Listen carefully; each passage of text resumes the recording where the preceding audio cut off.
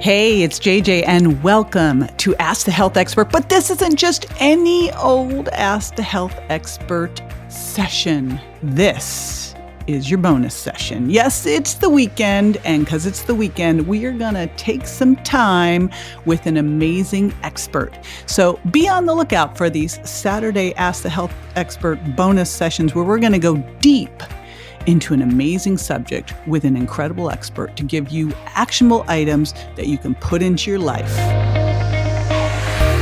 I had a great doctor once say, you don't lose weight to get healthy, you get healthy to lose weight, and you got to fix your metabolism. And today we are going to be talking about that. We are going to be talking about metabolic health and what that means. And I have a perfect person to talk about this. This is a cardiothoracic surgeon who was morbidly obese, and as a cardiothoracic surgeon and trying everything. And, I always say, if you're struggling with your weight and you're not able to accomplish your goals, you're probably following the wrong set of rules. It's not that it's your fault. You've got issues with your metabolism, right? And you've got to heal that. So he's going to be talking about just that. He's got a new book out, Stay Off My Operating Table, A Heart Surgeon's Metabolic Health Guide to Lose Weight, Prevent Disease, and Feel Your Best Every Day. And it talks about metabolic health and how to assess your metabolic health, which, by the way, we're going to be able to share with you how to do that at jjvirgin.com/methealth. So let me tell you a little bit about my guest, Dr. Phil Ovadia. He has Ovadia Heart Health, a virtual clinic to people all over the world, where he focuses on preventing and treating heart disease. His big goal is to keep you off his table, and so he uses all the metabolic health methods that he has in his book, Stay Off My Operating Table. And again, this is a cardiothoracic surgeon who has worked in Pennsylvania and Florida, and now he's traveling around the world, or around the country, doing that as well. So I'm super excited to share Dr. Phil Ovadia with you.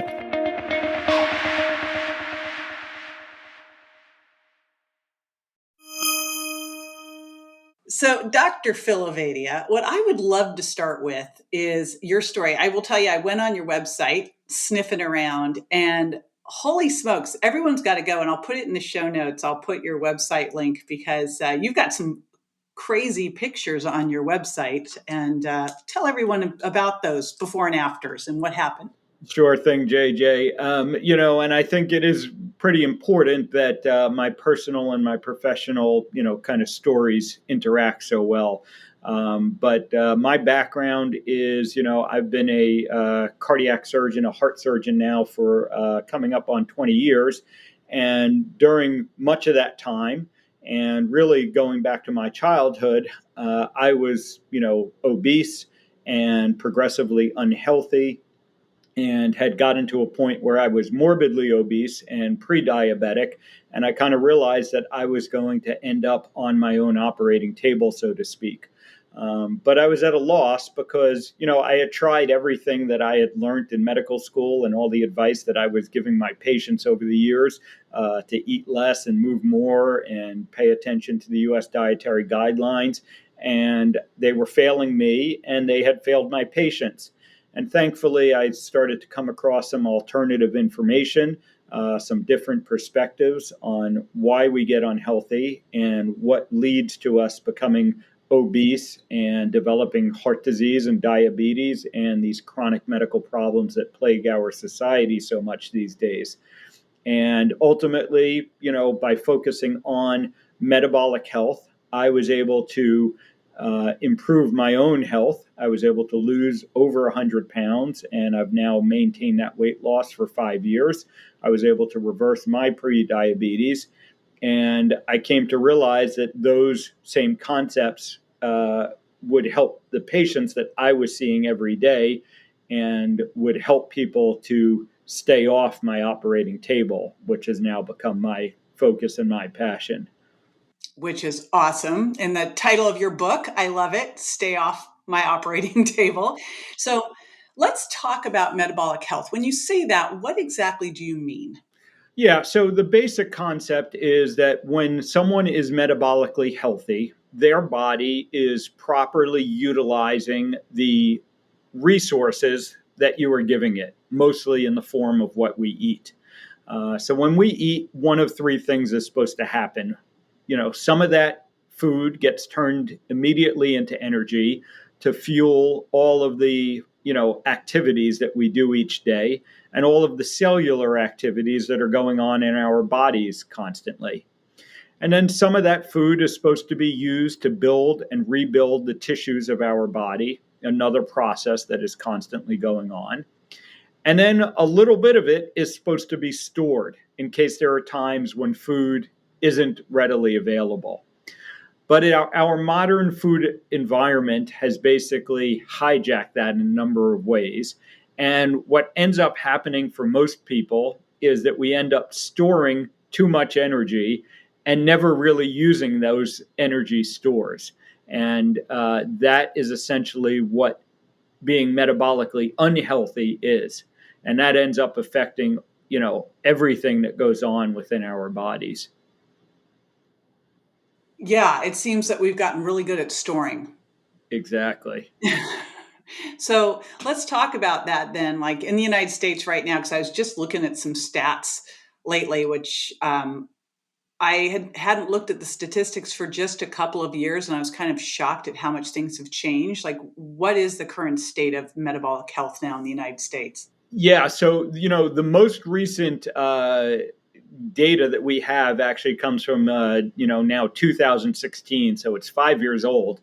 But that data showed that 88% of the adults in the United States are not metabolically healthy.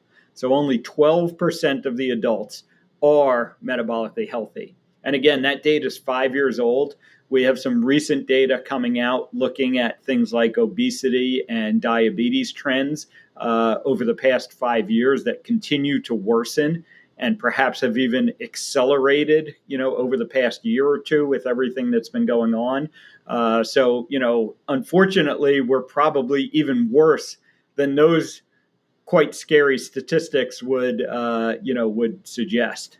Yeah, I remember I was doing a lot of lecturing and had the 2010 statistics, and then I had to go do something. So I looked and I saw the 2016. I was like, I can't believe how much different these are. And they were not including the pandemic statistics. And I remember seeing something that just in terms of weight gain alone, it was like the average person gained 20 pounds. I'm like, okay, what is going to go on? I'd heard a statistic I think 10 years ago. And I remember when I heard it, I go, there's no possible way that could happen. And it was a statistic that said if we do not change, if we stay on the same trajectory, by 2030, the entire population will be diabetic. And I'm like, no way. And now I'm like, oh, well, wait a minute. It could be definitely heading that way. And now, why do you think this is? I mean, why have things gotten so challenging? Take the last year out of it, but just in general, what has happened? Yeah, I think, there's no way to get around the fact that it is, due to our food environment. And as our food environment has shifted towards more and more processed foods and away from the whole real, natural foods that we evolved on as humans, it is clear that our health is worsening. We can argue, and certainly there are different dietary camps that argue about, what particular aspect of the food it might be. And in reality, it's probably multiple aspects of the food.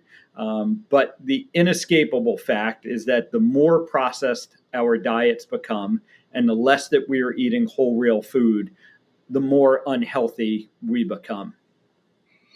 Yeah. And so what do you think it is? I've been looking a lot at processed food because someone in my community is like, well, but you use protein powder and you do this. And I'm like going, well, the reality is almost everything we eat nowadays has been processed in some way or another. I mean, if you're eating wild salmon, it got processed. If you're eating wild rice, it got processed. It's really, is it a clean processed food or a dirty processed food? Because sadly, most of us aren't able to go walk outside and pick some vegetables and get fresh eggs from a chicken. So what is it? What are some of the top things you see in these processed foods that are really wreaking havoc on our metabolism? Yeah, I think the two, most prominent, ingredients, I guess you would say, of these foods that seem to be uniquely damaging to our metabolism are the fake fats, the highly processed vegetable and seed oils, and then the highly processed, highly refined carbohydrates. And the unfortunate reality is that when you look at 90% of the foods that are in supermarkets these days, they contain those two things, in combination. So it becomes hard to separate out one from the other. It becomes hard to go in a supermarket and call it food. Exactly. There's a term that I borrowed from someone that I use called near food objects, and it's in my book. And the majority of what's in the supermarket these days are near food objects. They're not actually food. That is funny. Well, we're going to talk about what role they play in chronic health and chronic disease. So hang out with us. We'll be right back. We're going to take a short break.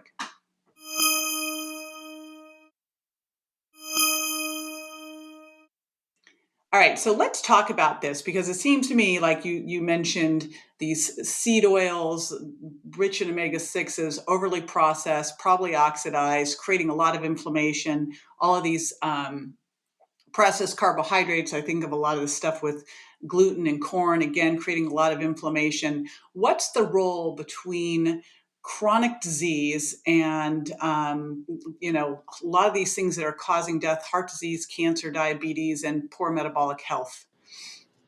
Yeah, so when you look at the top 10 causes of death in the United States each year, 7 out of the 10 of them can be, attributable to poor metabolic health.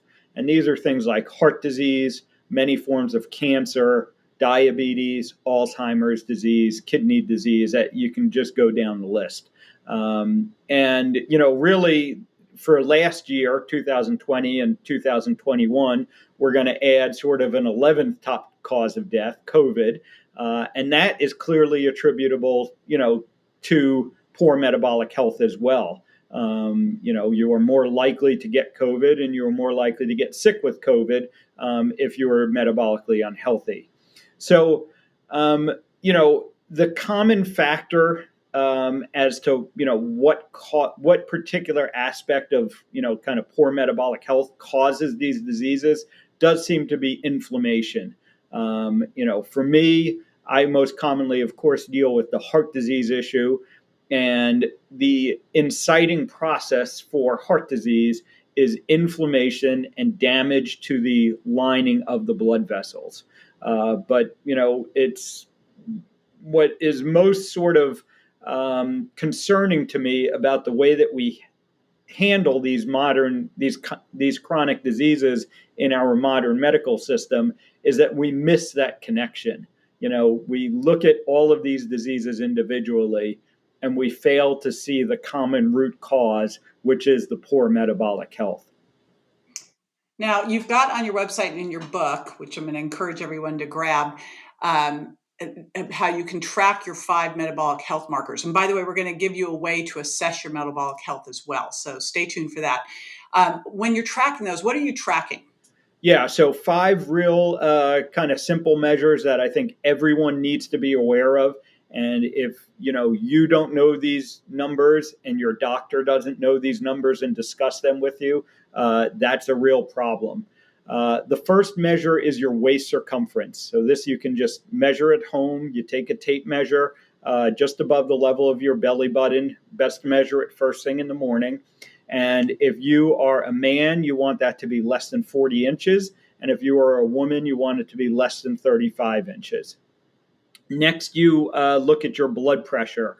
Again, you can check it at home. You can go to any pharmacy or supermarket these days and get it checked, or you can go to your doctor's office. And you want your blood pressure to be less than 130 over 85, and that needs to be without the use of medications. So if you are on medications because you have high blood pressure, that is already a sign that you are not metabolically healthy. And then the other 3 numbers are going to come from some basic blood work that everyone should be getting checked as part of their routine exams. Your fasting blood glucose level. So the amount of sugar that's in your blood when you haven't eaten for about 8 to 12 hours. and that should be less than 100 milligrams per deciliter. These are the United States units. And again, that needs to be without the use of medications. And then we look at your cholesterol numbers. What I importantly point out to people is that the one cholesterol number that most doctors focus on, the LDL cholesterol, so-called bad cholesterol, is not a determinant of metabolic health. It's not a factor that we consider. We look at the other two numbers that are commonly on your cholesterol panel, your HDL cholesterol, so-called good cholesterol, and as the nickname implies, the higher the better for this. So if you're a man, you want it to be over 40. If you're a woman, you want it to be over 50 milligrams per deciliter. And then the final number we look at is your triglycerides. And you want that to be lower. You want it to be under 150 milligrams per deciliter. So you look at those 5 measures. If 3 of those are in the unhealthy range, you are officially diagnosed with what we call metabolic syndrome. And that means that you are at very high risk of all of those chronic diseases that we listed before. And if you have 1 or 2 of those abnormal, it's a warning sign, because we know that you are likely to progress to have 3 or more abnormal, within the next 10 years or so. If all 5 of those measures are where they need to be, congratulations, you're one of the 12% that is metabolically healthy. But it's important that you look at those 5 measures as a starting point for figuring out your metabolic health.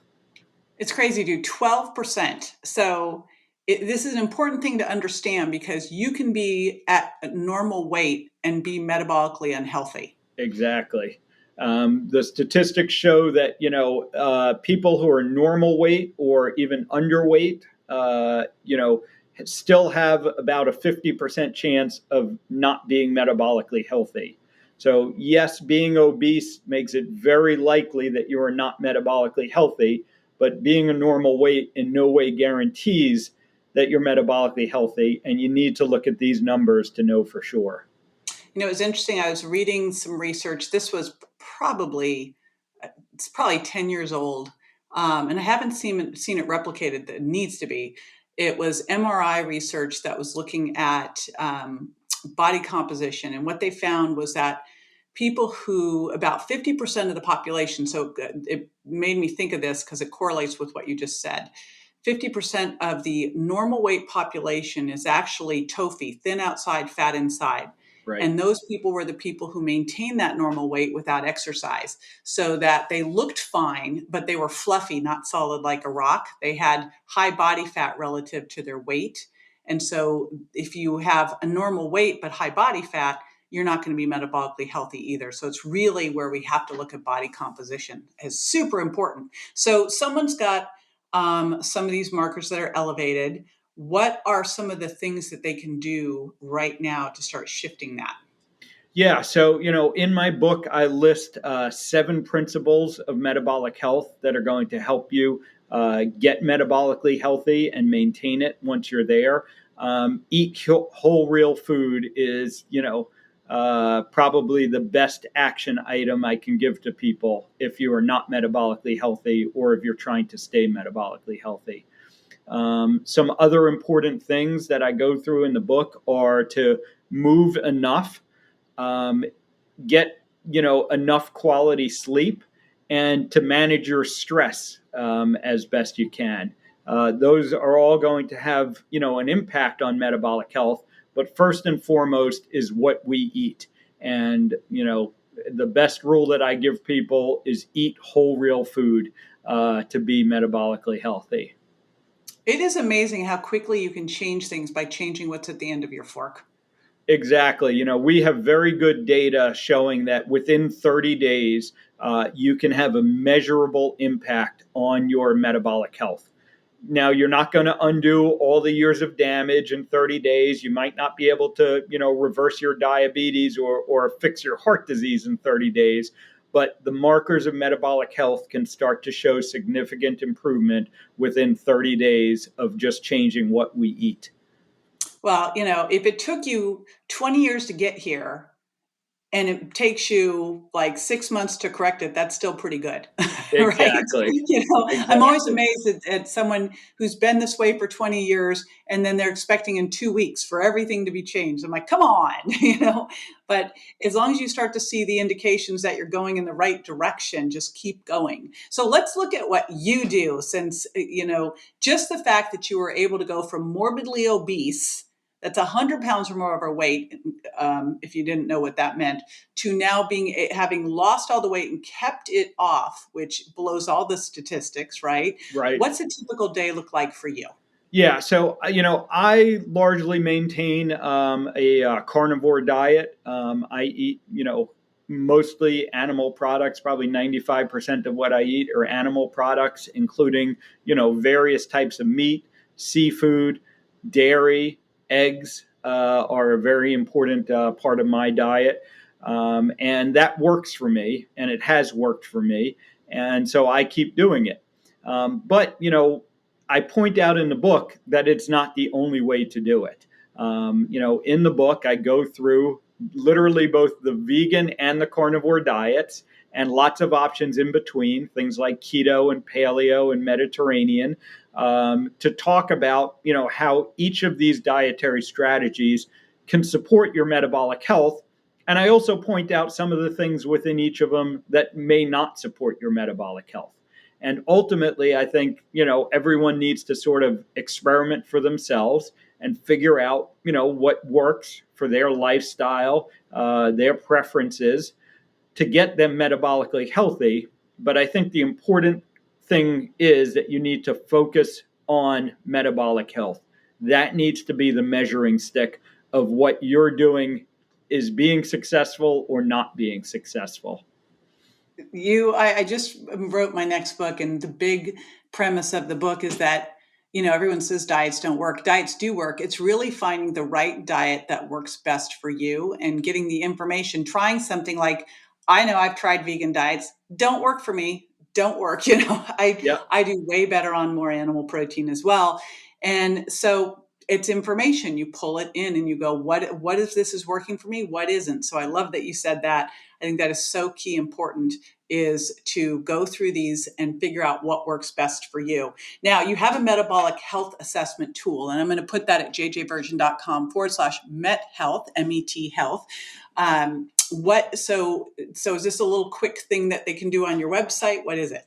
Yeah, so basically, it takes you through those 5 metrics that I mentioned, and it allows you to enter your numbers and see where you fall in terms of your metabolic health. And then, it's going to give you an assessment at the end with some, potential actions to take depending on where you fall on the metabolic health scale. And, that may be you're doing great and keep doing what you're doing, or that may be you're in trouble, you are not metabolically healthy, you need to make significant changes. And my book, the other information on my website is a great place to start to try and figure out what you might need to do to improve your metabolic health. And then if anyone's interested, I do have a telemedicine practice. I work with people all over the United States on improving their metabolic health and helping them to avoid the need for heart surgery. I would much rather people meet me at my telemedicine practice than meet me at the operating table. Nice. Love that. Again, it's going to be at jjvirgin.com/met health, plus all the information on Phil's book and Dr. Phil Ovadia. Thank you so much for taking the time with me today. Thank you, JJ. It's been great.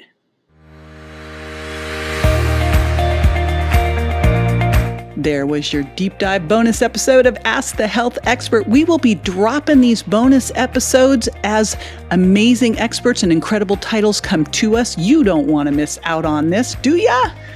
Stay in the know, be the first to know. Go to subscribe to jj.com and I'll hook you up.